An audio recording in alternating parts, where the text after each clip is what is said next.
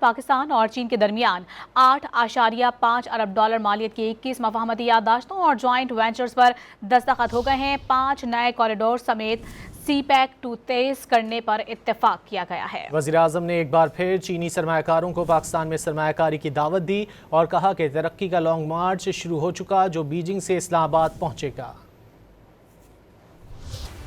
وزیر اعظم کے 6 روزہ دورہ چین میں دونوں ممالک کے درمیان 8.5 ارب ڈالر کے معاہدے طے پا گئے۔ سولر انرجی، صحت اور دیگر شعبوں میں تعاون اور سرمایہ کاری کے سمجھوتوں پر دستخط ہوئے۔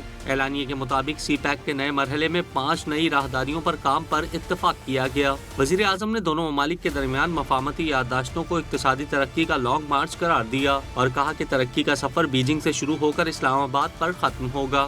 I will call it long march of our economic development between the two countries. And this long march will start from Beijing and end in Islamabad.